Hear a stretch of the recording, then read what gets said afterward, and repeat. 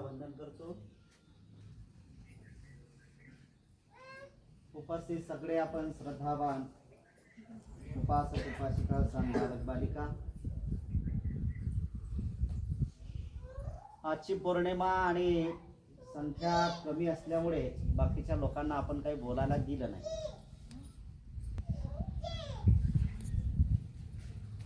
होळीचा दिवस हा या ठिकाणी मुख्यतः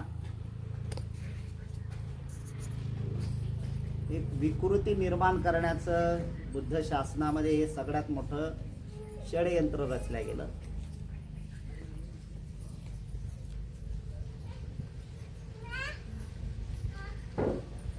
भगवंताचा मार्ग अनुसरायचा असेल तर त्यासाठी आपण सुरुवात करणं गरजेचं आहे।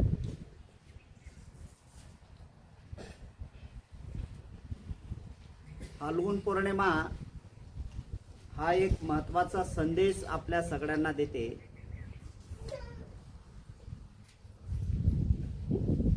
ज्यावेळेस राहुल हा वयवर्ष 7 गाठतो आणि त्याला बुद्ध शासनामध्ये प्रविष्ट केल्या जाते, बुद्ध शासनामध्ये त्याला समाविष्ट केल्या जाते। भगवंताचा वारसा काय आहे तर मानवांच्या प्रती तो एक मुक्तीच्या मार्गाला घेऊन जाणारा असणारा तो आदर्श आहे। त्यासाठी हा श्रमण संस्कृतीचा महत्त्वाचा दिवसही सुद्धा इथून सुरुवात होतो। भगवंताने प्रत्येक लोकांना स्वतंत्र बहाल केलेला आहे। आपला धम्म आपण आत्मसात केला पाहिजे। धर्म काय ते इथून सुरुवात करणं गरजेचं आहे। काही लोक सांप्रदायिक विचाराचे असल्यामुळे ते म्हणतात की आमचा हिंदू धर्म आहे, आमचा बौद्ध धर्म आहे, आमचा ख्रिश्चन धर्म आहे, आमचा मुसलमान धर्म आहे। बुद्धाच्या शासनाचा जो महत्त्वाचा मतितार्थ आहे ना तो खूप श्रेष्ठ आहे। त्या काळात असणाऱ्या ज्या काही विकृती होत्या आणि त्या काळात असणाऱ्या त्या काही विकृती त्या लोकांनी जाणीवपूर्वक ते चालू ठेवणाऱ्या होत्या। बुद्धाला मुक्तीच्या मार्गापर्यंत पोहोचण्यासाठी जे काही कारवाई करायची होती ते कारवाई करण्यासाठी ते सक्षम होते, पण बाकीच्या लोकांनी तिथपर्यंत न पोहोचता मला एवढं ज्ञान प्राप्त झालं आणि मला एवढं ज्ञान प्राप्त झाल्यामुळे मी इथं थांबलो, हा माझा सगळ्यात मोठा विजय झाला आणि त्यातून पासून त्याची संप्रदाय वृत्ती निर्माण करण्याचं त्या लोकांनी सुरुवात केलेलं आहे। एकतर आलार काला मुद्दक रामपुत्र हे जे मातब्बर लोक होऊन गेले ते त्यावेळेचे विद्वान लोक होते, नाही असं नाही आहे। विद्वान होते म्हणूनच तर त्यांनी त्यावेळेची धर्म परंपरा प्रस्थापित केली ना। खूप विद्वान होते, त्यापैकी आपण जर विचार केला म्हणजे बाकीच्या लोकांनी आपापले विचार जे आहेत ते कमी संकुचित करत असताना त्यांनी सांगितलं की याचं मत आणि माझं मत एकच आहे। जसं अजित केसकंबल आणि पुरण कश्यप या दोघांचा विचार केला तर या दोघांचे कुठेतरी बाबा एक विचार जुळल्या गेलेले आहेत, म्हणून त्यांनी मिलन केलं की तुझा संप्रदाय आणि माझा संप्रदाय आपण काय करणार तर एकत्र येऊ। पण दोघांचे विचार चुकीचे आहेत। त्या काळात असणाऱ्या त्या लोकांसाठी ते जे महत्त्वाचं होतं आजही सुद्धा तसेच विचार आहेत। काही लोकांमध्ये ही विकृती निर्माण होताना आपल्याला दिसते, पण विकृती आपण म्हणतो, जे सुज्ञ लोक आहेत ते विकृती म्हणतात। त्या लोकांना तर विकृतीचा काही लवलेसच नाही ना, की त्यांना असं वाटतं की बाबा मीच सगळं काही श्रेष्ठ आहे। जसं की नव्याने उत्पन्न होणारे तुमच्याच बौद्ध समाजामध्ये नव्याने जे उत्पन्न होणार आहे त्यालाही तुम्ही धर्म स्थापित करण्याचं काम करतात। मी काल परवाला एक महत्त्वाचं दृश्य बघितलं शिरल्या फाट्याहून येताना की 5-7 जण सफेद कपडे घालून सफेद झेंडे होते, गाडी होती आणि गुणाबाबाचं गुणगान गात ते लोक चालले होते। त्यांचा काय दोष आहे हा? त्या लोकांचा दोष नाही आहे, त्या लोकांची ती मानसिकता आहे,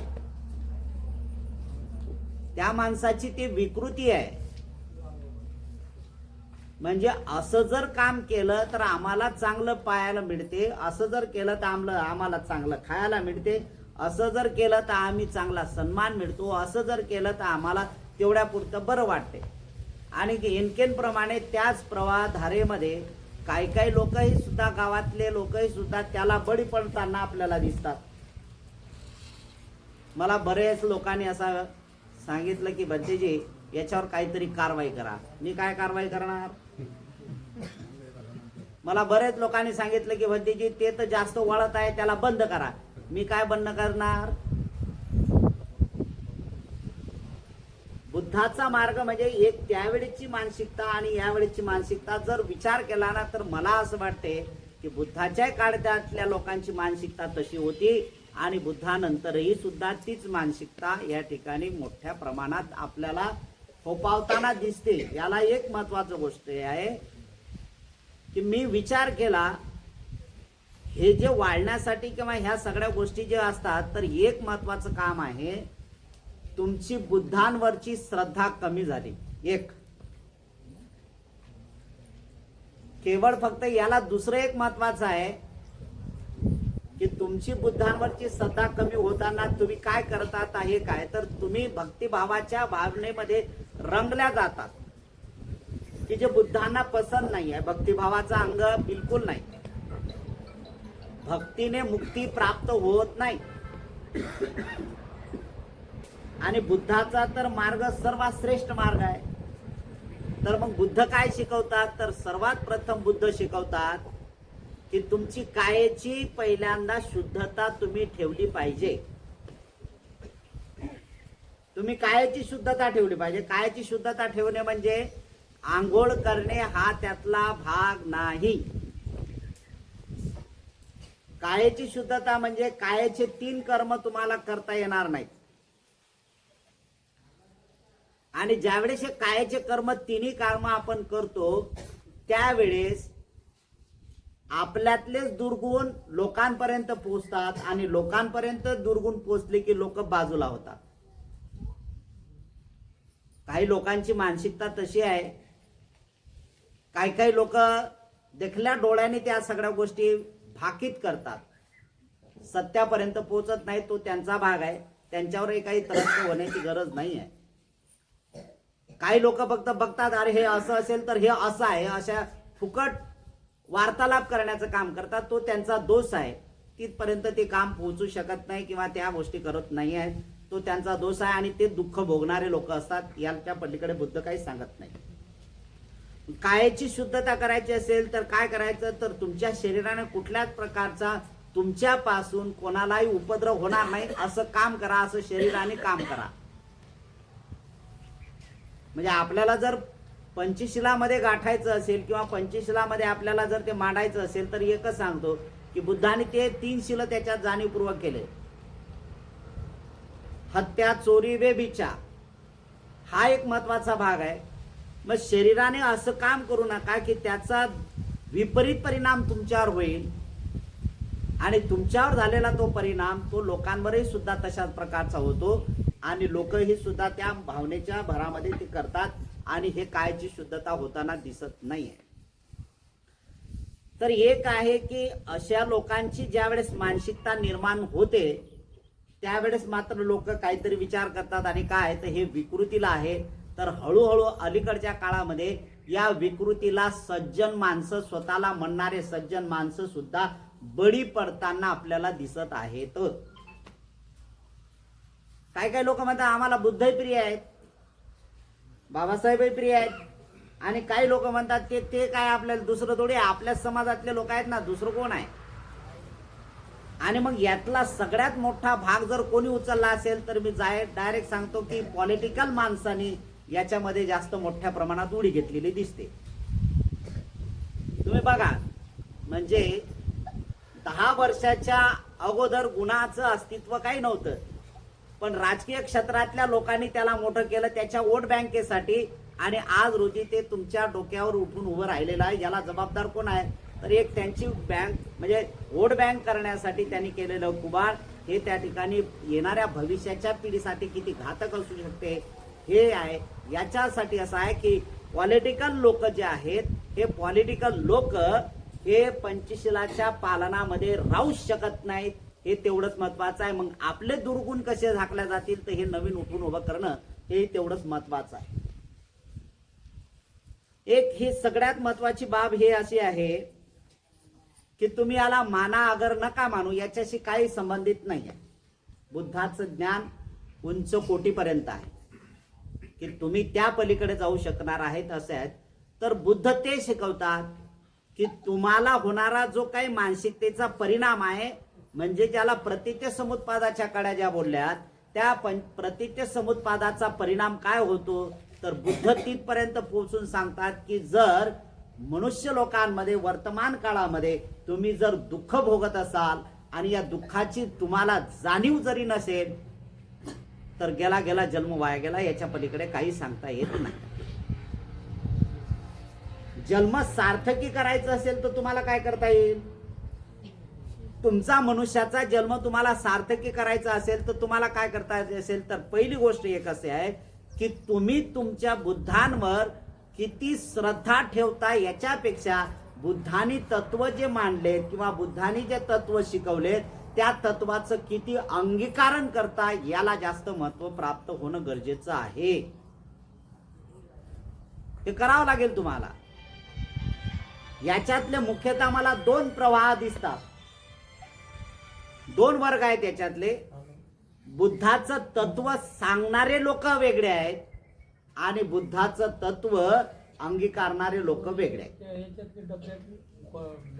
हे सगळ्यात महत्वाचं आहे. मग बुद्धाचं वचन सांगणारे असेल तो पुढारी असेल किंवा तो धार्मिक संस्थेमधल्या कुठलेही धार्मिक असेल किंवा तो संस्थेच्या माध्यमातून तो मांडणारा असेल पण त्याच्या चारित्र्यामध्ये जर शील नसेल तर त्याचा अजिबात काही परिणाम होऊ शकत नाही.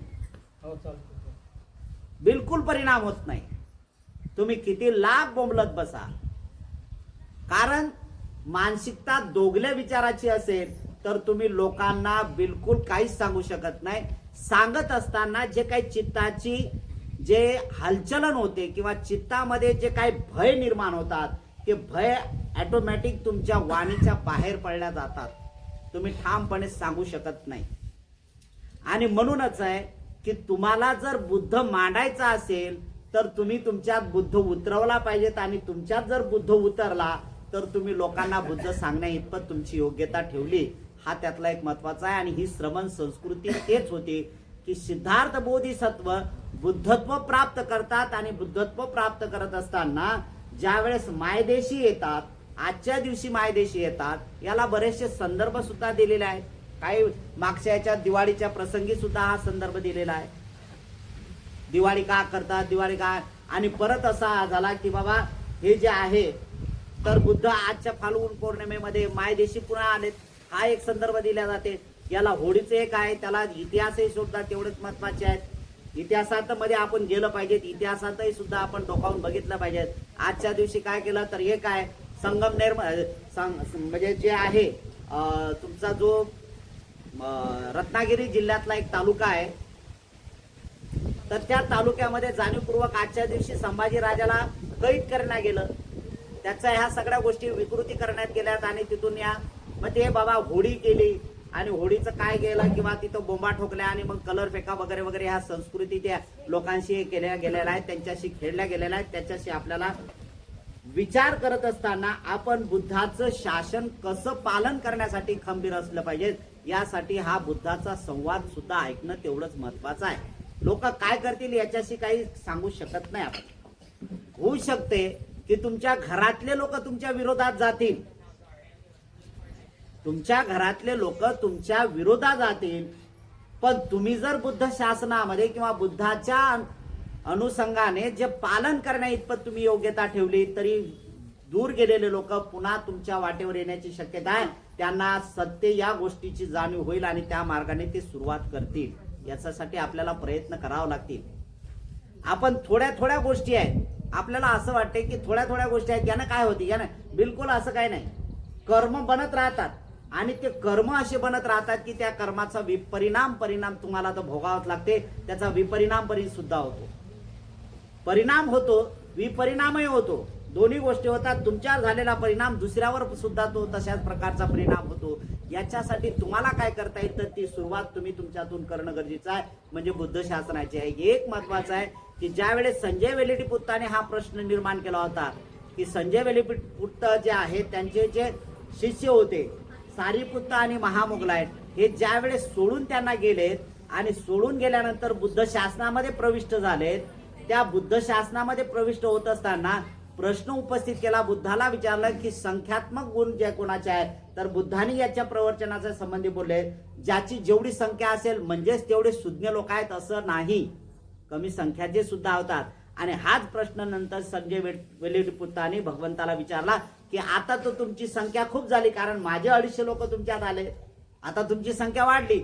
तर बुद्ध ते म्हणतात माझी संख्या वाढली असेल पण यासाठी कारण तो येत असताना त्या अज्ञानातून येतोय माझ्याकडे आणि सुज्ञान बनण्याच्या इतपत योग्यतेत आला, त्याला माझा मतितार्थ कळला, माझा धम्म त्याला समजला आणि स्वतः त्याने अनुभव केलेला आहे. तो लोकांच्या समोर उभा राहतो, तो चारित्र्यवान आहे, तो शीलवान आहे, तो तशाच प्रकारच्या मुक्तीच्या मार्गाला घेऊन जातो. त्याला लोकांना सांगण्याची गरज नाही, ओढून ताणून घेण्याची गरज नाही की तू माझ्यात संख्यात्मक मोठ्या प्रमाणात उभं करण्यासाठी खंबीरपणे असं नेतृत्व कर, अशी आवश्यकता भासत नाही आहे. कारण जो जो बुद्ध शास्त्रामध्ये येतो तो स्वतःला तपासतो आणि तशा प्रकारची सुरुवात करतो आणि तो इतरांच्या समोर आदर्श बनतो. संख्या अशानेही सुद्धा वाढण्याची शक्यता असते.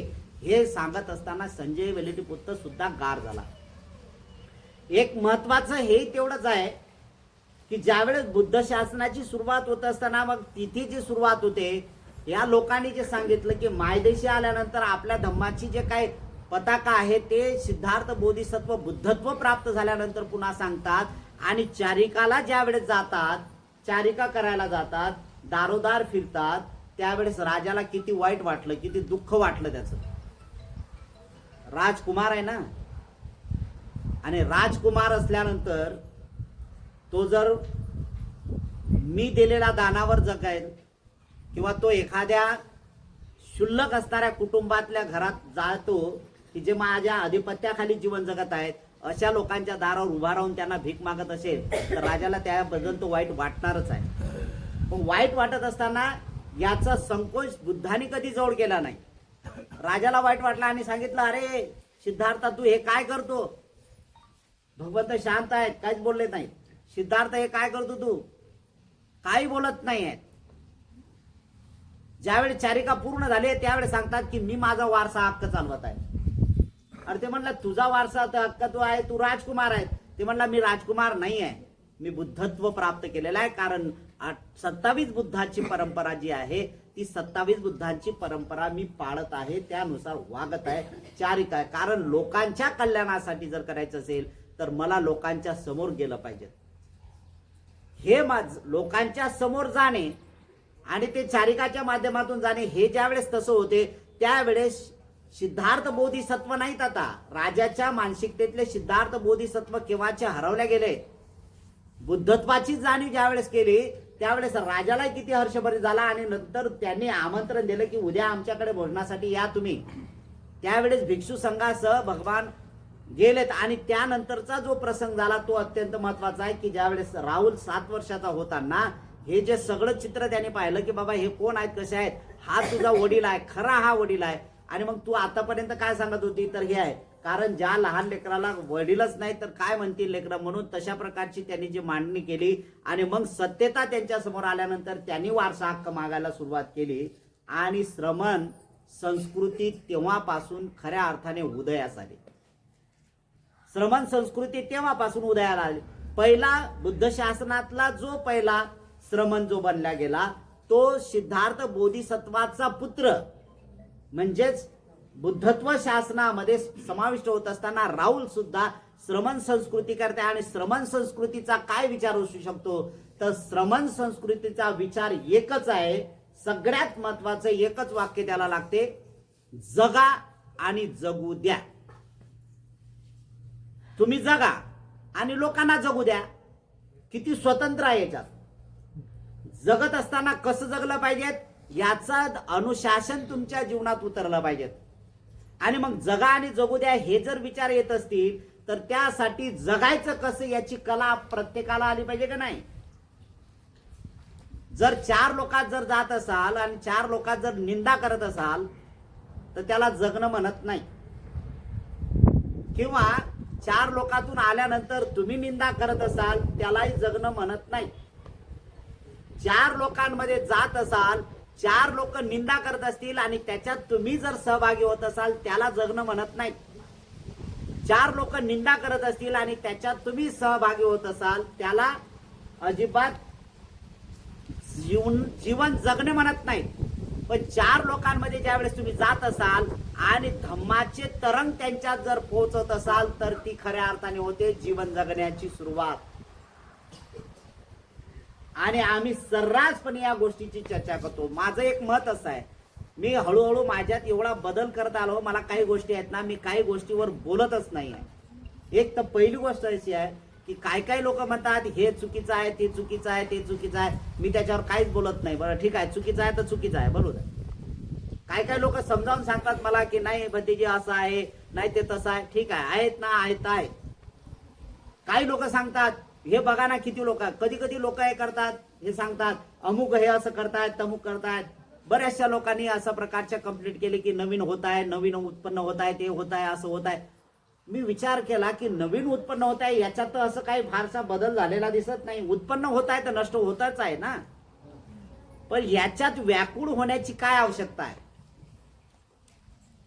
एक उदाहरण म्हणून मगाशी सांगितलं की गुणाबाबाचा पंथ अधिक झपाट्याने येत आहे तर त्याच्या व्याकुळ होण्याची काय गरज आहे. यात सगळ्याच गोष्टी आहेत ना. एक त्याच्यापेक्षा अधिक तुमच्या जीवनाच्या संबंधी असणारं एक उदाहरण आपण बघू. जर तुम्ही लहान लेकरू असताना किंवा आई पोटात बाळ वाढत आहे त्याच वेळेस जर संस्कारहीन असेल, त्याच वेळेस जर ती या देवाला जाय, त्या देवाला जाय, असं कर तसं कर असेल, ते जर लेकरू निर्माण झालं तर तुम्ही कसं काय त्याला अडवणार.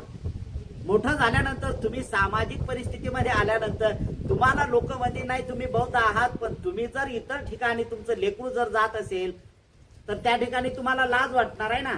आणि मग त्या लेकरांना तुम्ही आवर काय घालणार आहात. बिलकुल आवर घालू शकत नाही. कारण आवर घालायचा त्यावेळेस होता, त्यावेळेस आपण स्वतःवर आवर घालला नाही. आणि आता आवराच्या पलीकडे झालं तर आता त्याला आवर घालण्यासाठी फक्त आणि फक्त व्यर्थ बळबळ करत आहोत आपण.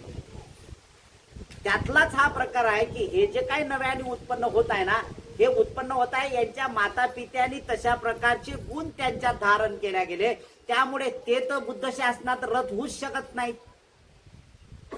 आणि तुमच्याकडे एवढा पावर नाही की त्यांना तुम्ही जिंकू शकाल. म्हणून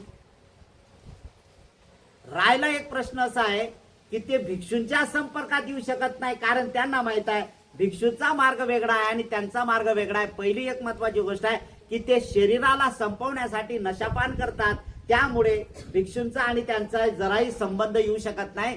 कारण तरंगाशी तरंग हे जुडल्या जात नाही, त्याचा स्फोट होण्याची शक्यता होतो.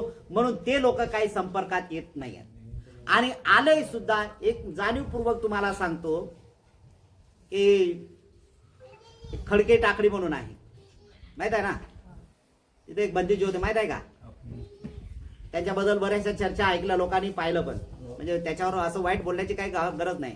म्हणजे ते खुरपायला जात होते, शेतात खुरपायला जात होते, काम करत होते ते, बरोबर ना. ते गुना बाबाचे भक्त होते, माहित आहे का कोणाला. इथे नानखेडला गुना बाबा बसवला होता, बरोबर ना. ते तिथून इथं पायदल आला, आल्यानंतर इथं बसला माझ्याकडे एक लाल कुत्रा होता, त्याचं नाव राजा होतं. ते लाल कुत्रा त्याच्या अंगावर सारखं धावत होतं म्हणजे पकडत होतं त्याला. मी विचार करत होतो की कोणी भिक्षू म्हणजे अज्ञानी जिल्ह्यातला नाही, बाहेर जिल्ह्यातला भिक्षू जरी आला तरी हा कुत्रा त्या भिक्षूच्या पाया पडतो. याला का असं, याच्या अंगावर चिवर आहे, याच्या का असं करत आहे तो. मी त्यांना डायरेक्ट म्हटलं का तुम्ही भिक्षू नाहीत. नाही म्हटलं अंगावर तो चिवर आहे. म्हटलं कुत्रा तुम्हाला धावतोय तुमच्या अंगावर, पकडण्याचं काम करते. तुम्ही म्हटलं काहीतरी चुका केल्यात, म्हटलं तुम्ही आला कुठं, नाही म्हटलं इथं गुन्हा बाबत, अरे म्हटलं गलत काम करताय, गलत काम करताय. तरंगाशी मेळ आहे ना, तरंगाशी मेळ आहे, आणि हा तरंगाशी मेळ असल्यामुळे ह्या सगळ्या गोष्टी तशा होतात. म्हणजे ज्या तरंगामध्ये तुम्ही जसं वावराल तसे प्राणी सुद्धा बनतात. बुद्ध शासनातलं हे सगळ्यात महत्वाचं आहे. बुद्ध शासन तेच म्हणत आहे, सभ्य संखारा अनिच्छादी, हे जे महत्वाचं आहे. आणि बुद्ध ते म्हणतात, बुद्ध ते शिका, सभ्य चक्रवालेसु, हे सगळे प्राणी सुद्धा तेच आहेत. हे सगळे चक्रवाल जे प्राणी आहेत ते बुद्ध शासनामध्ये रथ होतील, किंवा त्या रथ होणारच्या तशा प्रकारचे त्याला जे काय ट्विन अप केला जाईल, ते तरंग तिला जोडल्या जातील, ते तरंग महत्वाचे आहेत. इथं त्या अधिक सांगितल्या जाते, सर्व प्राणी दुःखातून मुक्त हो, सभ्य सत्ता सुखी होंतु, सभ्य होंतु जग. ज्या तरंगामध्ये जे जे प्राणी असतील ते प्राणी बुद्ध शासनामध्ये आल्यानंतर तसे शांत होणार आहेत. याला काही सांगण्याची गरज नाही, याला काही असे करण्याची गरज नाही. ते आल्यानंतर तशाच प्रकारची सुरुवात होते. इथं कुठलेही हिस्र पशु जरी आले तरी त्या या तरंगामध्ये तसे होतील, आणि जिथले जे तरंग असतील त्या तरंगामध्ये तसे प्राणी होणार आहेत. एक उदाहरण म्हणून सांगतो मी. एक माणूस एवढा भांडखोर होता, त्याच्या घरी एक बैलजोडी होती, बैलजोडी. ते बैल सुद्धा विनाकारण ते कोणालाही मारत होते. अरे म्हटलं हे काय प्रकार आहे, आणि त्यांनी कंप्लेंट केल्या ते की बा हे असं कसं, बैलाचं कसं काय काय काय. बरं एक तसं झालं, त्याला विचारलं की ज्याच्याकडून त्यांनी गेले होते ते म्हणले माझे बैल तर चांगले होते, मग आता झाले कसे. याचा अर्थ असा आहे की तुमच्या घरातलं वातावरण, तुमच्या मानवाचं वातावरण जे आहे त्या वातावरणाशी संबंधित असणारा महत्वाचा भाग आहे. तुम्ही माणसाचे म्हणजे बुद्ध शासनामध्ये वातावरणाला, तरंगाला किती महत्व दिलं, हे सगळं जे होते हे मनातून उत्पन्न होते, आणि मनातल्याच विचारधारेला आपण अनुसरलं पाहिजे. तुम्ही मांडता काय याच्यावर काही महत्व नाही, तुम्ही मांडत असताना अंतःकरण तुमचं कसं आहे त्याच्यावर महत्वाचं आहे. विरोध करायची गरज नाही आहे, आणि वाढत असेल त्याला थांबवायसाठी तशा प्रकारची तुमची आचरण पद्धती तुम्ही बदलली पाहिजे. तुमच्यात बदल केला एक तर सगळ्यात महत्वाचं आहे. काय काय लोक एवढे चिडून उठतात ना, काही लोक माझ्याकडे आले, ते माझ्याकडे म्हणे, तो आला एक मागणारा, ते बोले त्याला शिव्या घालून, अरे अरे तू करतं काय, तू तुझ्यातला विकृतीपणा दाखवताय ना. तुला द्यायचं नाही तर नको, सांग ना त्याला की नाही द्यायचं मला, संपला विषय. तू जर माझं जमत नाही सगळा विषय, पण शिव्या घालून कशाला काय करायचं आहे, गरज नाही आहे. आम्हाला एखाद्याला विरोध करायचा असेल तर तो विरोध कसा असला पाहिजे, तर त्या विरोधाशी संबंधित असणार आहे. कारण बुद्ध शासन हे महत्वाचं आहे. जर तुम्ही श्रमण संस्कृती जर टिकवण्याचं काम करत असाल तर त्यासाठी तुम्ही पहिल्यांदा बुद्धांनी शिकवलेलं जे तत्व आहे ते तसंच्या तसं अंगीकारलं पाहिजे. आणि जर तुम्ही तसं अंगीकारलं तर तुमचा परिणाम होणार. तुमच्या लाख लोक विरोधात गेले तरी हरकत नाही, तुम्ही त्या मार्गावर तटस्थ आहात. आज नाही तर उद्या हा परिणाम होतो. आणि बुद्ध म्हणतात त्याचा प्रादुर्भाव फक्त आणि फक्त 7 दिवसांपर्यंत होतो. 7व्या 8व्या दिवशी त्याचा काही परिणाम होत नाही. आणि मग त्याचा परिणाम होत आहे का नाही, त्याच्यासाठी तर व्याकुळपणाची होण्याची गरजच नाही ना. ज्यावेळेस श्रमण संस्कृतीचा भाग येतो आणि तिथून जे श्रमण संस्कृती होते, मला बुद्धाचं अनुशासन या ठिकाणी निर्माण करायचं आहे, तर मला बुद्ध शासन निर्माण करायचं असेल तर त्या ठिकाणी श्रमण संस्कृती रुजवणं हे तेवढंच महत्वाचं आहे. आणि म्हणून भगवान अरहत सम्यक संबुद्ध म्हणतात की पहिल्यांदा तुम्ही मनुष्याचं जीवन कसं सुखी होईल यासाठी पहिल्यांदा तुम्हाला जाणीवपूर्वक गोल करा. जाणीवपूर्वक तुमचं टार्गेट काय आहे, तर तुमचं टार्गेट आहे की मी स्वतः वैयक्तिक सुखी बनलो पाहिजे. आपला तसा विचार नाही आहे. आपला विचार कसा आहे, पहिल्यांदा जर नवरा त्रस्त असेल तर तो म्हणते बायको चांगली सुखी झाली पाहिजे. बायको जर बिचारी दुखी असेल, नवऱ्यामुळे जर दुखी असेल तर बायको पहिल्यांदा म्हणते की माझा नवरा सुखी झाला पाहिजे. कोणी कोणाच्या सुखाच्या वाटाकारी होत नाहीये. सुख स्वतः निर्माण करावं लागेल, त्यासाठी आपल्याला ते प्रयत्न करावे लागतील. म्हणून नवरा बायको ह्या सगळ्या गोष्टी जरी असतील, पण याच्यातून पहिल्यांदा आपण अंतर्मनाची सुरुवात करत असताना पहिल्यांदा मी सुखी झालो पाहिजे, तरच माझ्या बायकोवर परिणाम होईल आणि माझ्या नवऱ्यावर परिणाम होईल. सुरुवात तर तुम्हाला करावं लागेल ना. लाख तुम्ही झोपेतून उठल्याबरोबर सुरुवात बोलतात काय काय लोक, तू सुखी हो, तू सुखी हो, तू सुखी हो. अरे राजा, सुखी हो हो, तूच नाही ना सुखी, त्याचा परिणाम दुसऱ्यावर काय होणार आहे. सुखी बनण्यासाठी तर अंतर्मन पहिल्यांदा सुकून गेलं पाहिजेत ना. मग सकाळी उठल्याबरोबर तुम्ही सुखी व्हा असं म्हणत असताना ही सवय चांगली आहे नाही असं नाही आहे. इतरांपेक्षा तर सवय चांगली आहे. नाही झोपेतून उठल्याबरोबर सुखी होय म्हणणं तर चांगलं आहे, म्हणणं चांगलं आहे. परिणाम होत नाही. परिणाम होतो त्यावेळेस गैराई मनाचा अभ्यास करत असताना त्यासाठी आपण सुरुवात करणं गरजेचं आहे की सुखी बनायचं असेल तर काय. तर म्हणून दुनिया एका इकडे झाली तरी हरकत नाही, मला मात्र बुद्ध शासनामध्ये रत राहायचं आहे. त्या ठिकाणी कुठल्याच तत्वाचं आचरण माझ्याकडून बिघडणार नाही याची खबरदारी मी घेतो आणि माझा मार्ग मी सरळ मार्गी जाण्याचं काम करतो. कारण बुद्धाने शिकवलेलं तेच ज्ञान माझ्या हिताचं आहे. इतर लोक तर बिचारे बिघडलेले लोक आहेत, त्यांना काय करत नाही. इतर लोक तर त्या मार्गाची सुरुवातच आहे, ते त्या मार्गाने चालण्याचं काम करतात. त्यांच्या मार्गाचं मार्गक्रम सुखात आहे त्याबद्दल काही नाही. पण अंतिम टप्पा ज्यावेळेस येतो त्यावेळेस मात्र दुःखाला पर्वा राहत नाही. एवढं भयानक दुःख असते की त्या दुःखाची सीमा तुटलेली असते, असहाय्य होते. आणि मग रिटर्न होणारे लोक सुद्धा पाहिले आहेत. रिटर्न येणारे लोक आहेत, या प्रवाहात गेले काय बाबा तिथं काही मिळत नाही, चला रिटर्न घ्या. काय लोकांनी तर या मार्गात येत असताना, एक जाणीवपूर्वक सांगतो, या मार्गात येत असताना तरुण पोरांनी जवळजवळ 35-40च्या वयातल्या मुलांनी जाणीवपूर्वक सुसाईड करून घेतलं. बुद्धाच्या मार्गात तो सुसाईडचा विचारच येत नाही ना हो. बुद्धाच्या शासनात कधी येणार आहे. आज त्या 5-7 वर्ष झाले. पुन्हा तीच गोष्ट सांगतो की तामसीतला एक माणूस होता, गुणाबाबाचं ठाणं मांडलं, दारू प्यायला लागला, वयाचे 40 वर्ष पूर्ण गाठले नाहीत, सुसाईड करून घेतलं. जे बुद्धाच्या मार्गाने जात असताना ते स्वतःची आत्महत्या कशी करणार आहेत. बुद्ध तर त्याच्या पलीकडे नेऊन सोडतात ना. बुद्ध त्या मार्गाच्या पलीकडे तुमच्या चित्तामध्ये बिलकुल सुसाईडचे विचार येणारच नाही आहे. आणि सुसाईडचे विचार येत नाही त्यासाठी तुम्ही काय केलं तर तुम्ही त्या मार्गाने आहे. म्हणजे याचा अर्थ आहे कायाची शुद्धता आहे, वाणीची शुद्धता आहे आणि मनाची शुद्धता आहे. मनाची शुद्धता या दोन्ही काया आणि वाचेच्या पेक्षा श्रेष्ठ आहे. मनाची शुद्धता खूप महत्वाची आहे. आणि मग मनाची शुद्धता असेल तर आम्ही पंचशीलाचं पालन करतो. अधिक चांगल्या गहिराईने पंचशीलाचं पालन झालं पाहिजे. मी हत्या करत तर नाहीच नाही, पण हत्या करत नाही असा विचार सुद्धा मनात आला नाही पाहिजे. मी हत्या करत नाही हा विचार पण गौण होतो. नंतर हाच विचार होतो, अरे एखादा प्राणी असला की डायरेक्ट चित्तातून येते तुझं मंगल हो, तुझं भलं हो, तुझं कल्याण. हत्यात विचार पण येत नाही. हे बुद्ध शासन शिकवते, दुसरं नाही शिकवत कोणी. हे बुद्धाने शिकवलेलं आहे, दुसऱ्याने कोणी शिकवलेलं नाही.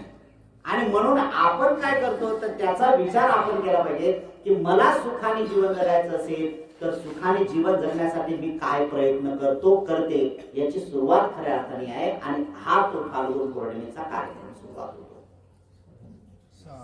श्रमण संस्कृतीचे धागेदोरे इथून सुरुवात होतात. आणि नाहीतरी बघितलं आपण सगळे इकडे बघितलं की बुद्धाला अनेक लोकांनी टॉर्चर केलं, बुद्धाला अनेक लोकांनी डॉमिनेट केलं, बुद्धाला अनेक लोकांनी बंदिस्त करण्याचा प्रयत्न केला. आणि त्याच्यात सुद्धा आपण काही लोक बुद्धाला पुन्हा बंदिस्त करण्याच्या तयारीत आहोत. हे तेवढं सत्य आहे. काय बुद्धाला बंदिस्त करतो तर एक मला असं म्हणायचं आहे की काही लोक जाणीवपूर्वक या गोष्टीकडे लक्ष केंद्रित करतात. आम्ही बौद्ध आहोत, बरं ठीक आहे, चांगली गोष्ट आहे. आम्ही बौद्ध आहोत. समजा आजच्या दिवशी एखादा कलर फेकणाराला माहित नाही तो बौद्ध आहे, तो जर आला आपण डायरेक्ट म्हणतो आम्ही बौद्ध आहोत, मार नाही. आणि त्याच्या मनपटलावर काय परिणाम होईल त्याला माहित नाही ना. पण तुमच्या मनपटलावर परिणाम झाला ना तिरस्काराचा, त्याला सांगा हे विकृती आहे रे, बुद्ध शासनाला हे खोडण्यासाठी आहे. मला माहित आहे तो अंगावर टाकेल, हरकत नाही.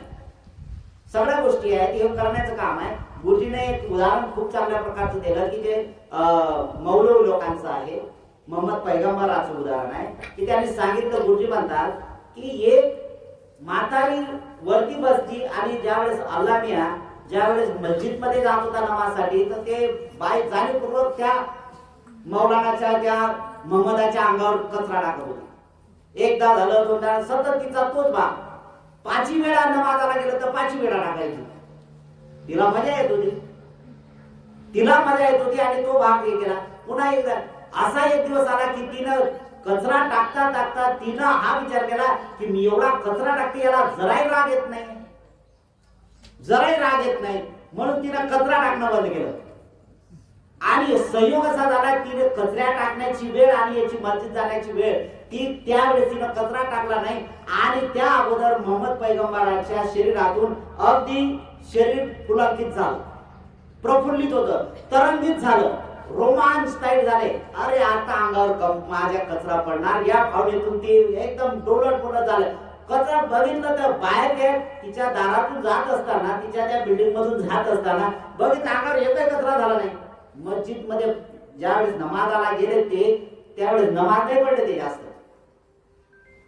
नमाज पडता पडता त्यांना चिंता आली की जे टाकणारी ती मेली का काय, तिचं काय झालं, काय झालं काय तिचं, त्या तो भाग आहे ना. आणि तिथून येताना घाईघाईनं आले आणि आल्यानंतर तिने विचारलं, खैरत तो आहे ना बाई, म्हणजे काय खैरत तो आहे ना त्यांनी, अरे काय विचारलं. आणि ती त्यानंतर एवढ्या भावनेला सांगते, अरे तू कसं आहे रे, तुला तर राग येत नाही. राग करणं कोणाचा मार्ग आहे, द्वेष करणे कोणाचा मार्ग आहे, मोह करणे कोणाचा मार्ग आहे, अज्ञानी लोकांचा आहे ना. त्यांनी ह्या सगळ्या गोष्टी बदलवल्या. आज रोजी सुद्धा तेच अवस्था आहे की सगळ्यात माझ्या अंगावर कलर टाकली किंवा काय, मला त्याला बदलायचं आहे, त्यासाठी मी काय केलं पाहिजे. तुम्ही बदललात म्हणजे जग बदलेल, आणि जग बदलायचं असेल तर तुम्हाला पहिल्यांदा बदलणं पहिलं कर्तव्य आहे. त्यासाठी तुम्ही सुरुवात करणं गरजेचं आहे, आणि तोच महत्वाचा भाग आहे. या बुद्धाच्या शासनाला एवढं काही विकृती करून टाकलं या लोकांनी.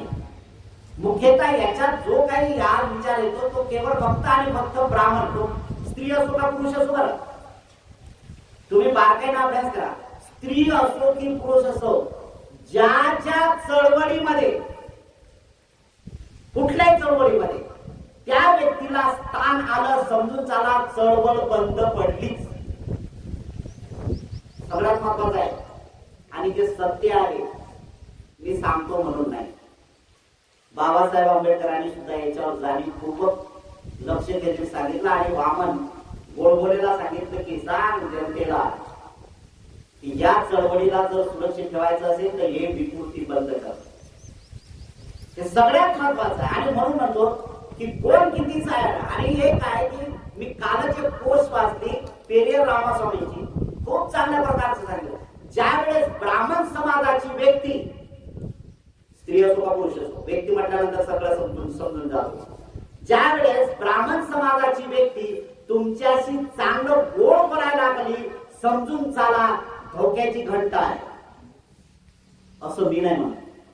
असं कोण म्हणजे पेरियर स्वामी की ज्यांनी खूप महत्वाची चळवळ सुरू केली. आणि बुद्धाला सुद्धा त्याच लोकांनी संपवलं. हे जी विकृती केली ना, हे जे काय दर पौर्णिमेला जे काय रंगवल्या गेले ना, हे दर पौर्णिमेमध्ये काय लोकांनी विकृती निर्माण करण्याचा हा सण केला, तो सण केला, विकृती केली, हे जे केलं ना, याला कारणीभूत फक्त आर्थिक आहे. आणि कारण बुद्ध एवढी प्रखरशाली व्यक्ती उभी राहिलेली आहे, म्हणजे त्याला आपण दुसऱ्या भाषेत म्हणू, एवढी हे बुद्ध शक्ती प्रबल आहे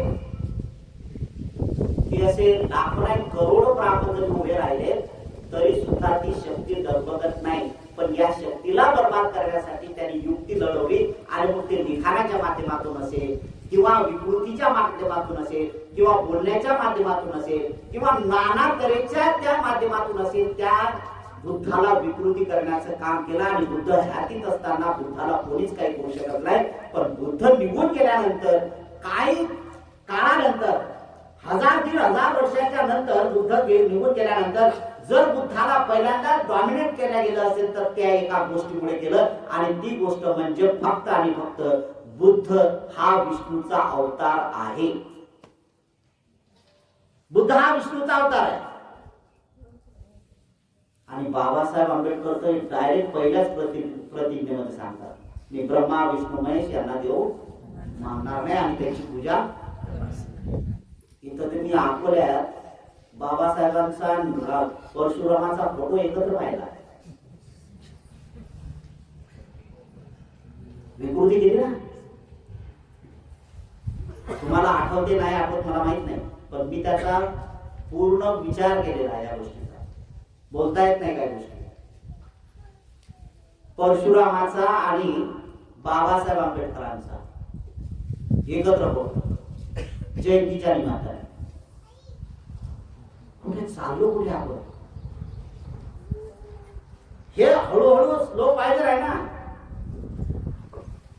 आणि मग याला जर थांबवायचं असेल तर काय? म्हणून मगाशी तेच बोलत होतो मी की हजारो लोक तुमच्या विरोधात गेले तरी काय कामाचं नाही. तुम्ही तुमच्या मार्गाने सरळ मार्गाने बुद्ध ज्या शासन ते सांगतात. भिक्षूंना सुद्धा बुद्धाने तेच सांगितलं की तुम्ही संख्यात्मक वाढू नका किंवा तुम्ही जास्त गर्दीत जाण्याची गरज नाही. एक नाही, तुम्ही एकटा राहिला तरी चालेल, कारण अज्ञानी लोकांमध्ये तुमची भरती होता कामा नये. आणि तोच एक महत्वाचा आहे. म्हणजे मीच लय सुज्ञान आहो हा विचार सुद्धा नंतरच्या काळात बंद होईल. पण त्यासाठी आपण एकटं मार्गक्रम करण्यासाठी आपण सक्षम राहिलो पाहिजे. मी माझ्या शिलाला कुठल्याच प्रकारचा अगदी त्याला कुठल्याच प्रकारचं मलिनता होणार नाही याच्यासाठी मी खबरदारी घेतो आणि तशा प्रकारची सुरुवात करतो. हे ज्यावेळेस आपल्याला कळेल ना त्याच वेळेस बुद्ध शासनाची खऱ्या अर्थाने सुरुवात झालेली असेल आणि तुमच्याकडे लोक चांगल्या दृष्टीने पाहणारे असणार आहेत. ही एक महत्वाची गोष्ट आहे. आणि म्हणून बुद्ध शासन हे जे होते तर विकृती करणारे लोक आहेत. तर काय केलं तर इथं विष्णूचा अवतार बुद्धाला गळून टाकला आणि तिथून सुरुवात करून दिली. एक महत्वाचं आहे, तुम्ही जर अभ्यास करत असाल तर ती एक महत्वाची आहे. ज्या ज्यावेळेस बीजेपीचं सरकार आलं त्यावेळेस बुद्धाला पहिल्यांदा बदनाम करण्याचं काम केलं गेलं आहे. सुरुवातीला ज्यावेळेस अटल बिहारी वाजपेयी पंतप्रधान झाला त्यावेळेस त्यांनी अनुशासना केल्या माहित आहे. आणि पोखरण केलं. हे काय आहे ते आहे. आता हे का केला जाते किंवा हे का होते हे जाणलं पाहिजे. याची सुरुवात केली पाहिजे. मला जर बुद्ध पुन्हा इथंच खंबीरपणे व्हायचं असेल तर ही सगळी नैतिक जबाबदारी महत्वाची आहे. आणि शेवटच्या टर्ममध्ये येत असताना मी जाणीवपूर्वक सांगतो की बुद्धाला जसं 1000 वर्ष लागले संपवण्यासाठी तरी बुद्ध संपले नाहीत. त्या बुद्धांपेक्षा आताचे बाबासाहेब आंबेडकर संपवण्यासाठी बिलकुल त्यांना सहन होत नाही. आताच्या काळामध्ये बाबासाहेब आंबेडकरांना संपवण्यासाठी वाटेल ते प्रयोग करण्याचा सुरुवात केल्या जातात. शब्द बोलल्या जातात आणि पुन्हा माघार घेतल्या जातात. याचा अर्थ एक आहे की हे सगळे राजकीय माध्यमातून होत असताना पॉलिटिकल लोक त्याच्यावर आवाज उठवत नाही. हाही तेवढाच त्यांचा दोष आहे. हे सगळ्या विकृती होता. काल परवाच्या कार्यक्रमात जर बघितलं तुम्ही तर याला जे जळगावला जे मोठं मॅटर झालं, काय केलं की ज्यांना बाबासाहेब नाही पण बाबासाहेबांच्या नावावर काही करायचे. 26 जानेवारीचा जो काय कार्यक्रम त्याने केला बाबासाहेबांचं नाव घेतलं नाही त्या महाजननं आणि नको त्या ह्या सगळ्या गोष्टी केल्या. सगळे बोंबलतात. सगळे लोक सांगतात की बाबासाहेब आंबेडकरांनी संविधान दिलं, सगळ्या गोष्टी केल्या. तो नावही घेत नाही आणि नको त्या लोकांचे नाव घेतो. आणि हे जे होतात त्याच्यावर विरुद्ध ह्या सगळ्या गोष्टी होतात. त्याच्या संबंधी काय केलं जाते तर हे काय, कारण तेवढ्या लोकांमध्ये बाबासाहेब आंबेडकरांच्या विचाराचा प्रखरपणे आवाज उठत नाहीये. आणि जोपर्यंत तो आवाज उठत नाही तोपर्यंत जीवन सुरक्षित नाहीये. यासाठी आपण सुरुवात करणं गरजेचं आहे. त्याच्याही पलीकडे तुम्हाला सांगतो, हे तुमच्या डोक्यावरून गेलेलं आहे मला माहित आहे, पण माझ्या पूर्ण डोक्यात एक आहे की एका बामणाने सुद्धा, पुण्याच्या बामणाने सुद्धा जाणीवपूर्वक मांडलं होतं. सोलापूरकर म्हणून आहे, त्याने मांडलं. त्याचं आठवते की नाही मला माहित नाही तुम्हाला. सोलापूरकर म्हणून त्यांनी बाबासाहेब आंबेडकरांच्या संबंधी काय बोलला माहित आहे तो? बाबासाहेब आंबेडकर सुद्धा ब्राह्मण आहे. हे जाणीवपूर्वक मांडलं त्यांनी. म्हणजे बाबासाहेब आंबेडकर संपवण्यासाठी विचार टाकून दिला संपलं. त्या विचारावर म्हणजे तुम्हाला जर बाबासाहेब तुमचे आहेत असं वाटत असेल तर मग त्या बाबासाहेबाला तुम्हाला पुन्हा उठून उभं करावं लागणार आहे. आणि त्या बाबासाहेबाला उठून उभं करायचं असेल तर काय करावं लागेल? मग त्या बाबासाहेबाला उठून उभं करायचं असेल तर 1956 मध्ये बाबासाहेब आंबेडकर आम्हाला प्रखरशाने उभे करावं लागतील. आणि 1956 मध्ये बाबासाहेब आंबेडकर जर आम्हाला खंबीरपणे उभे करावं लागत असतील तर त्यासाठी बाबांनी ज्या पहिल्यांदा प्रतिज्ञा दिल्या त्या पहिल्या प्रतिज्ञेचं पूर्ण पालन करण्यासाठी आम्ही सक्षम राहिलो पाहिजे, तरच श्रमण संस्कृती जिवंत राहील. श्रमण संस्कृती पाहिजे असेल तर त्यासाठी तुमच्याकडे कोण येते मला याच्याशी घेणं देणं नाही आहे. म्हणून म्हणतो हा जो काही विरोध आपला चाललाय हा विरोध नाही आहे, हे विकृती निर्माण करण्याचं काम आहे. त्यामुळे हे विकृती तेवढंच आहे. एक महत्वाचं आहे की नाली गटार जे आहे ना ती गटार आहे, त्या गटारीला अधिक जर घाण करायचं असेल तर त्यातलं पाणी उपसू नका तुम्ही, त्यातलं पाणी उपसू नका, ते गटारच राहणार. पण ज्यावेळेस तुम्ही नाली साफ करायला म्हणजे जिथून सुरुवात होते तिथून ज्यावेळेस जर नालीतला कचरा काढायला सुरुवात केला तर गटारीचा बिलकुल वास येणार नाही, दुर्गंधी येणार नाही, ती साफ राहील आणि तिथलं सगळं मनमनी सगळं दूर निघून जाण्याचं काम केलंय. ही ती शुद्धता तुम्हाला ठेवावं लागेल. त्यासाठीच तर हे श्रमण संस्कृती टिकवावं लागेल ना. म्हणून हे जे काय कलर किंवा ह्या ज्या काही गोष्टी होतात, बोंबाबोंब ठोकल्या जाते, हे सगळे केल्या जाते. मी तर काल एक नवीनच प्रकार मानकडे साहेबांकडून ऐकला. ते म्हणले होळी तर आहे पण घोड्या आहे असं काहीतरी आहे. अरे मी म्हटलं हे तर नवीनच काहीतरी आहे. म्हणजे होळी पेटवतात एवढं मला माहित आहे, होळी आहे म्हणून घोडे आहे. अरे म्हणजे नेमकं काय आहे?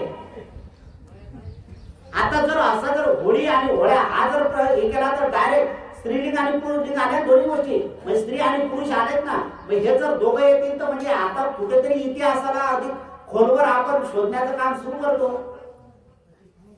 केलं पाहिजे. हे सगळ्या विकृती आहेत, सगळ्या विकृती आहेत आणि या विकृतीला दूर करण्यासाठीच आपण आहे. म्हणून ज्या मोठ्या हे जे काम होते ना हे कोण काम होते तर एक आहे की सुरुवात एकापासून, दोनापासून, 10 पासून, 50, 100 लोकांपासून होईल. करावं लागेल तेवढ्या लोकांपासून. माझ्या एकट्यापासून सुरुवात झाली, मी अधिक लोकांपर्यंत पोहोचण्याचं काम करणार आहे. माझं एक पहिलं मी जाणीवपूर्वक आजच्या दिवशी सांगतो की माझं एक आहे की ते माझ्या जीवनाची सुरुवात मी करणं गरजेचं आहे. आणि माझ्या जीवनाची सुरुवात करायची असेल तर मी ते काय करणार तर त्याची सुरुवात आजपासून आहे. लोकांना दोष देणं कमी लागतं. तो काय करते त्याला काही नाही, मी काय चांगलं त्याच्या समोर टाकतो हे सुरुवात करा. आणि तेच महत्वाचं आहे आणि त्यासाठीच आपण सुरुवात करणार. म्हणून एक आहे की तुमच्यासाठी जाणीवपूर्वक सांगतो, सगळ्यांना विरोध होतो. जो जो चळवळीत आहे त्या सगळ्यांना हे सगळं दुःख सहन करावं लागणार आहे. चळवळीत आहे म्हणून चळवळीच्या जर चळवळीतच नसाल तर दुःख कसं असणार आहे? बिलकुल नाही. आणि त्याला म्हणून पुन्हा हे जर करायचं असेल तर त्यासाठी आपल्याला सुरुवात करावी लागेल. म्हणून बुद्ध शासन जर जिवंत ठेवायचं असेल तर जसं श्रमण संस्कृती आपण श्रामणेरापासून सुरुवात केली, म्हणजे पहिला बुद्ध शासनातला जो श्रामणेर होता तो राहुल श्रामणेर होता, तशाच प्रकारचे आपण गेल्या 2-3 वर्षांपासून बुद्धभूमीला सुद्धा आपण श्रामणेर संस्कृती निर्माण करण्याचं काम सुरू केलेलं आहे. आणि ते असते बुद्ध जयंतीच्या कार्यक्रमाचा समारोप, बरोबर. आणि मग आताही सुद्धा ते आहे, आजही सुद्धा आपण तेच करणार आहोत. आपला जो श्रमण संस्कृतीचा आहे आणि विशेष म्हणजे दर पहिल्या वेळेस जे सुरुवात केली त्याच्यानंतर जे सुरुवात अधिक चांगलं होत आहे, अधिक चांगलं होत आहे, अधिक चांगलंच आहे. मी विचार करताय मला चांगलं लोकांपर्यंत काय करता येईल. गेल्या वेळेस शिक्षक लोकही म्हटले होते, काही पोलीस लोक होते, काही विद्यार्थी असे होते की म्हणजे नीट पर्यंत गेले काही विद्यार्थी असे होते. 10 दिवसाचा 11 दिवसाचा आकार आहे. सगळे इकडे 10 दिवसाचं शिबिर सुरू राहते, आपल्या इकडे 10 दिवसात नाही, आपल्याकडे 12 दिवसाचं शिबिर सुरू राहते.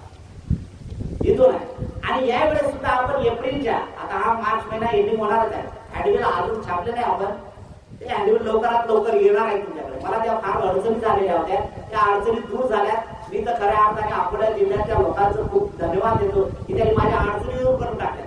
कारण मार्ग मोकळा झाला ना सगळ्या गोष्टींचा, हा एक महत्वाचा भाग. आणि मग त्या अडचणी आता काय करता येईल तर आपल्याला इथं तेवढ्याच प्रामुख्याने श्रावण शिबिर या ठिकाणी घ्या. माझा एक विचार होता की बऱ्याचशा महिलांचे एक महत्वाचं सांगणं होतं की बंदी आम्ही काय बुद्ध शासनात कमी पडतो का, तर श्रावणी संघ सुद्धा तुम्ही स्थापित करा. तर मला अजून सुद्धा ती अडचण वाटत आहे माझ्याकडे.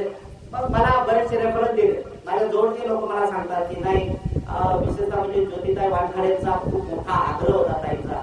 काय त्या म्हणत होत्या की तुम्ही मग महिलांना का करता, तुम्ही महिलांचे शिबिर काढायचं. त्यांना सांगितलं, ते म्हणले मग भरतपूरला तर ओपन जागेमध्ये सगळ्या ते टॉयलेट बाथरूम करतात आणि मग बाकीच्या ठिकाणी तसे व्यवस्था. आपल्याकडे तर त्याच्यापेक्षा खूप चांगली आहे. मला अजूनही सुद्धा महिलांच्या बाबतीत तेवढं सुरक्षित वातावरण वाटत नाही. बुद्धभूमीला तेवढं सुरक्षित वाटत नाही. मी हे जे करेन ना, तर महिला याच्यानंतर जे असते ना, तर पुरुषांना आपण श्राम्य संघ बंदच करणार आहोत पुढच्या या दृष्टिकोनातून. पण या वेळेस पहिल्यांदा पुरुषांचं शिबिर घ्यायचं आहे. ज्यावेळेस सुविधा होतील आणि सुविधा बनायला सुरुवात झालेली आहे. बुद्ध शासनाची एक सुरुवात होते, शुद्धकरण सुरुवात झाली ना, तिथं कोणी कोणाला अडवत नाही. एकदा सुरुवात झाली की सुरू झाली. बुद्धभूमीची सुरुवात एकदा झाली ती झाली. आता हळूहळू मोठ्या प्रमाणात होत आहे. कोण काय बोलेल याच्याशी मी परवा ठेवत नाही. आता मला काय लोक म्हणतील तुम्ही अमुकाचे आण तमुकाचे आण असं आहे, तर बिलकुल मला घेणं देणं नाही. कोणाचा जे म्हणत असतील त्याला बोलू द्या, कारण त्यांचा मार्ग आहे तो. ते मला तोड त्यांचा आहे. मी हात थोडी ठेवू शकतो तोडावर त्यांच्या तोंडावर हात नाही ठेवू शकत. विचार करणारे बोलतील, मला काय करायचं. मला माहित आहे मी किती प्रामाणिकपणे, आणि मला हे माहित आहे मी तर जाणीवपूर्वक सांगेन आणि सांगतो तुमच्या माहितीसाठी पुन्हा ते सांगतो. हे तर काहीच नाही माझ्याकडे. हे लोक फक्त आता बोलून मोकळे झाले की आमचं आहे ते काय. माझ्याकडे डायरेक्ट लोक आले, मी त्यांना एकच शब्द प्रयोग केला नाही आणि हे त्रिवार सत्य सांगतो की माझा समाज जोपर्यंत जिवंत आहे तोपर्यंत आहे. ज्यावेळेस समाज मरेल त्यावेळेस तुमची मदत मी घेणार आहे. एवढं खंबीर बोलणारा मीच आहे आणि या पायरीवर बोलणारा सुद्धा आहे. दुसरी एक महत्वाची गोष्ट आहे, सुरुवातीला ज्यावेळेस झालं त्यावेळेस जगन्नाथ गवई इथं आहे, त्याच्याशी ज्याचं खूप महत्व, तुकाराम बिडकर नाव ऐकलं तुम्ही लोकांनी, पाहिलेलं आहे ना. तुकाराम बिडकर माझ्याकडे सुरुवातीला 2007 मध्ये हे विहार नेमकं उभं राहत होतं. त्यावेळेस येऊन इथं थांबले. 2009 मध्ये इथं आले. 1.5 लाख रुपये घेऊन आले होते तुकाराम बिडकर. त्यांचे जे टीचर होते, शिक्षक होते तायडे नावाचे, ते घेऊन आलेले पैसे. त्यांनी सांगितलं इथं की म्हणजे हे तुम्हाला आम्ही निधी देतो, हे 1.5 लाख रुपये. त्यावेळेस 2009 ची गोष्ट आहे. 1.5 लाख रुपये ते बिहारला आम्ही देतो. त्यांना सांगितलं की मला तुकाराम बिडकर भाऊचे पैसे नको. ज्यावेळी तुकाराम बिडकर भाऊची गरज भासली ना, त्यावेळेस मी स्वतः जाणार आहे. त्यावेळेस ते औद्योगिक मंत्री होते, वैधानिक मंडळाचे अध्यक्ष होते. त्यावेळेस ही गोष्ट आहे. मग त्यांना मी बळी नाही पडलो तर आता काय बळी पडणार आहे. आणि हे उत्तराउत्तर वाढत आहे. हे मला तुम्हाला सांगण्याची गरज काय होते, कारण बुद्ध शासनाची सुरुवात केली आहे आणि माता भगिनीनो तुमच्यापासून सुरुवात झालेली आहे. सगळे पुरुष मंडळी आहेत तुमच्यापासून. तुम्ही काही ना काही दिलेलं आहे, त्या दानातून होत आहे. आणि सगळ्यात महत्वाचं आहे की इथं बाबासाहेब आंबेडकरांनी लिहिलेली राज्यघटना आहे. त्या राज्यघटनेमध्ये बौद्ध लोकांनाच नाही, सगळ्या धर्माच्या लोकांना आणि सगळ्या संप्रदायाच्या लोकांना समानतेचा अधिकार आहे. त्या समानतेचा वाटा इथं सुद्धा त्या लोकांनी दिला, मंत्रिमंडळाने दिला. त्यांच्या बापाच्या घरातून दिलेला नाही, त्यांचा पैसा दिला नाही. आमची कमाई त्यांनी आम्हाला आमचा समाजाचा वाटा म्हणून दिला. हे जर घेतले नसते तर त्यांनी दुसरीकडे लावले असते. आहे समजलं, हे दिले असते ना त्यांनी लावून, दुसरीकडे लावले असते. त्याला काय करायचं. तुम्ही नकारा आणि मी ते त्याचा आहे, मी जाणून करू. अरे तुम्हाला एवढं बोंबलायचं असेल ना तर जा ना त्या सांगलीमध्ये बोंबला ना. त्या मनोहर भिडेंनी किती पैसे बौद्ध लोकांची एसी गटातले पैसे किती लाटले, बौद्ध विहारासाठी पैसे किती आले तिथे, त्याच्यावर काय नाही बोलत तुम्ही लोक. हे केलं पाहिजेत ना, ही सुरुवात झाली पाहिजेत ना. मला त्याच्याशी घेणं देणार नाही. हे वाढत आहे. आणि एक माझं शेवटचं हेच आहे की लोकांपर्यंत हे सत्य तेवढंच आहे आणि हे सत्य वाढत आहे. तुम्हाला वाटत असेल, मलाही आज वाटलं की लोक काही येत नाही, पण लोक आलेच ना, त्या प्रवाहात येतात ना. कारण माहित आहे हे सत्य आहे, सत्याची सुरुवात आहे आणि हे तेवढीच महत्वाचे आहे. त्या विचारधारेने सुरुवात आहे. आणि म्हणून आम्ही या सत्याला अधिक उजागर करण्यासाठी अगदी श्राव्य शिबिराचं आयोजन करत आहोत. आणि येत्या 20 एप्रिल पासून इथं भव्य श्राव्य दीक्षा होणार आहे. तुमच्या माहितीसाठी परत ते सांगतो मी. मला बऱ्याच लोकांनी सांगितलं की आमचे यशवंत इकडे म्हणत होते की बंदीचे ते दान गोळा करायला, म्हणजे बिलकुल दान गोळा करायचं नाही आपल्याला. बिलकुल दान गोळा नाही करायचा. दान गोळा करून परत तो शब्द प्रयोग ऐकून घ्यायचा नाही आपल्याला. दान बंद, दान मागणं बंद आहे. ज्याला ज्याला जे देत आहे ते देते. आणि मला माहित आहे मी सुद्धा ती सुरुवात केली. मला बुद्ध जयंतीपर्यंत भगवंताच्या अंगावर छेद करायचा आहे, कारण मी बघतो त्या या बुद्धमूर्तींमध्ये ना भूतो ना भविष्य अशा प्रकारे या लोकांनी करून दिला. महिलांनी गळ्यातल्या पोता काढण्यात मणी टाकले, त्याच्यात सोन्याचे मणी टाकले, त्याच्यात भरपूर सोना आहे त्या मूर्तीमध्ये. जर कोणी खोदली नाही मूर्ती लय सोनं सापडणार आहे त्यांना. खरं सांग म्हणजे असं हे नाही आहे. लोकांनी टाकले, व्हिडिओ व्हायरल केलेले आहे. कोणी पण या रस्त्यावर मणी पडलेले आहेत, दिसले ना, बारीक बारीक आहेत ना. मी त्यातले म्हणजे जवळजवळ 17-18 मणी त्याचे गोळा केले. मी बाकीचे कुठे काय झाले काय माहित नाही, ते त्याच्या मूर्तीत टाकले गेलेले.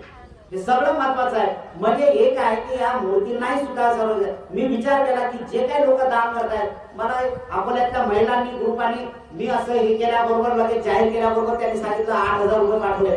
इथं शेड बनवायचं आहे सगळ्या गोष्टी, आणि हे होते ना याचं समाधान मला तेवढं होते की ते तुमच्यातून होते. आणि ज्यावेळेस गरिबाच्या श्रद्धेतून निर्माण होते ना, त्याला बिलकुल कुठल्याही प्रकारचा तळा जात नाही. बुद्धभूमी ते आहे, तळा नाही का त्याला. अधिक गुंतवणूक प्रगती होण्याचं काम आहे. आणि असं जोर जबरदस्ती नाही आहे कोणाला की तुम्ही एवढे द्या म्हणून, बिलकुल नाही. ठराविक बुद्ध जयंतीच्या कार्यक्रमाचे लोक ठराविक जोडले गेलेले आहेत. त्यापैकी शिरसाट साहेब जे आहेत त्यांनी सांगितलं की न विचारता आपल्याला बुद्ध जयंतीच्या कार्यक्रमाच्या बंदीची यायचं आणि 25,000 रुपये घेऊन जायचं. लोक ठरलेले आहेत, कोणी आहेत कोणी करतात, आणि हेच आपल्याला करायचं आहे. म्हणून या ठिकाणी या वर्षी आपण अजिबात कोणाकडे गाड्या फिरवणार नाहीत. आणि माझ्या नावावर कोणी दान मागत आहे, परत आजही सुद्धा बाचीटाकळी तालुक्यामध्ये सुद्धा दान मागत आहे की धम्मपरिषद, अजिबात मी कोणालाच परमिशन दिलेली नाही आहे की माझ्या नावाने दान मागा, धम्मपरिषदा घ्या, हे करा, बिलकुल नाही, अजिबात नाही. माझा फोटो लावून मागत आहे दान, मला त्याच्याशी घेत आहे. मला त्या लोकांनी सांगितलं की तुम्ही त्यांना बंधन करा. अरे मी हा विचार करतो, माझ्या फोटो मध्ये त्यांचं कल्याण होतं, अधिक काय. माझा फोटो लावून जर दान मागतात मग अधिक काय चालणार असू शकते आपलं, आहे ना. त्यांना काय विरोध करणार, बिचारा झोपड भरेल ना त्याचं, भरतात तर घरी ते.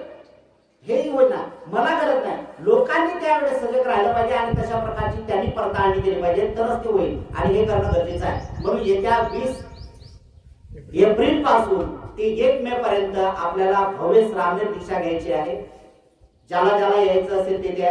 आणि आता बुकिंग पण झालेले आहे, म्हणजे तेलंगणाचे लोक येणार आहेत, काही लोक येतील तेलंगणाचे, इथं बाहेरच्या जिल्ह्यातले लोक सुद्धा येणार आहेत. बुद्धभूमीला विशेष शिबिर होते आणि विशेष शिबिरामध्ये सहभागी होतात. माझ्यात काय आहे मला काहीच माहित नाही, पण मी चांगल्यात चांगलं देण्याचं काम करतो, हे त्यातलं एक महत्वाचं आउटपुट आहे. आणि म्हणूनच हे होताना दिसते. ज्यांना कोणाला ह्या सगळ्या गोष्टी करायच्या असतील तर आहे, इथं दानाची सुरुवात त्या लोकांकडून झालेली आहे. कोणी नाश्ता देते, 1 दिवसाचं जेवण देते, एका दिवसाचं काय फलाहार देते. कधी कधी तर गेल्या वर्षी तर म्हणजे एवढं श्रामणेर लोकांनी धमाल केली, एवढी धमाल केली की पिण्यापासून म्हणजे जे प्यायचं आहे ना पेय, थंड पेय, तेवढे काय किती त्यांना असं वाटत, म्हणजे हसत खेळत त्यांच्या मनोच्या विचाराने की बाबा नाही करायचं, बसायचं तर बसायचं असं नाहीये. हसत खेळत धम्म किती चांगला. आणि काही लोक तर एवढे बदलून गेले. त्यातला एक सुमो भंतीजी म्हणून आहे, सुमो, त्याचं नाव आम्ही सुमो दिलं होतं, है ना, सदार म्हणून आहे, सुमो आहे त्याचं नाव. त्याने जवळजवळ 2 क्विंटलचा दगड उचलला होता. स्फूर्ती आली ना त्याला, उचलला, त्याने फेकून दिला, किती महत्वाचा गोष्टी आहे. आणि त्याने गेलं. त्याच्यानंतर तो बार्शी टाकलीला मला भेटला कार्यक्रमात. तो म्हणे भंतीजी मी 8 किलो वजन कमी केलं. अवकुळ झालं त्याचं मुलं, वजनाने तर कमी झाला, येत आहे ना, खूप महत्वाचं. आणि त्याची सुरुवात प्रेरणा होते. आणि म्हणूनच आहे माझा इथला हेतू आणि बुद्धभूमीशी जोडलेले लोक सगळेच तुम्ही लोक आहात. कोणी प्रत्यक्ष आहे, कोणी अप्रत्यक्ष आहे, कोणी डायरेक्ट आपलं योगदान